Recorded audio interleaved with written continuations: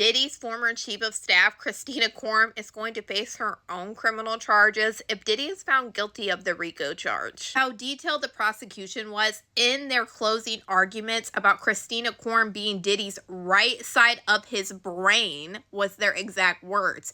You can guarantee that Kristina Khorram is going to be facing her own charges if Diddy's found guilty very soon. They were calling Kristina Khorram out so much. The prosecutors literally said, Kristina Khorram knows everything. We know that they have called Kristina Khorram a co-conspirator in one instance during the trial, but the fact now that they are literally laying into all of these Diddy co-conspirators so you understand the criminal enterprise was actually crazy to hear. And the main one that they made sure they talked about was Kristina Khorram. Now I want to break down all of the crimes that they are saying Kristina Khorram helped or basically aided and abetted in for Diddy or with Diddy. And all of the crimes I talk about are the crimes that fall under the RICO charge because that's where you get co-conspirators because it's a criminal organization. First and foremost, they said that she had her hand in the transportation to engage in prostitution because Kristina Khorram would make these arrangements with these men to fly across state lines for Diddy for these freak-offs. And Diddy has 2 charges of transportation to engage in prostitution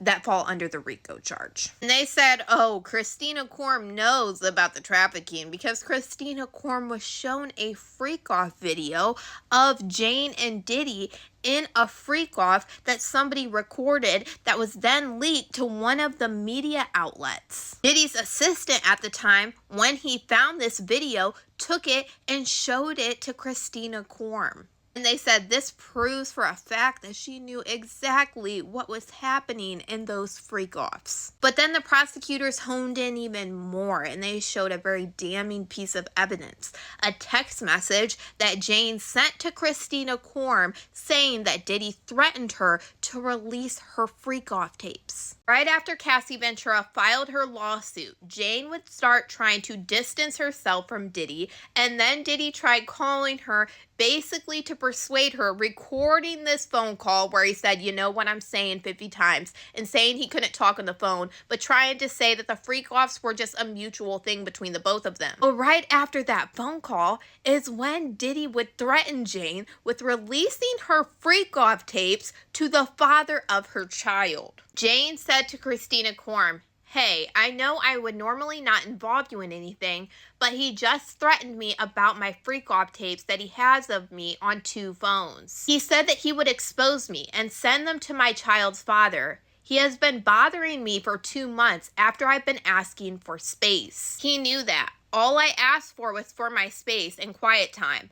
I'm traumatized from my experience with him, and I'm just privately trying to heal, and he keeps bothering me. Mind you, those freak-off tapes are where I am heavily under the influence and doing things that he asked of me for the past 3 years that I'm currently trying to recover from. It's all extremely hurtful, very hurtful, for him to exploit me all this time and then threaten me with the tapes. Please talk some sense into him because this isn't fair to me at all whatsoever. I'm so beyond hurt by him. And then Kristina Khorram responded to her and said, I always tell him all the time to just give these things space. Otherwise, we end up in a situation like we're in now.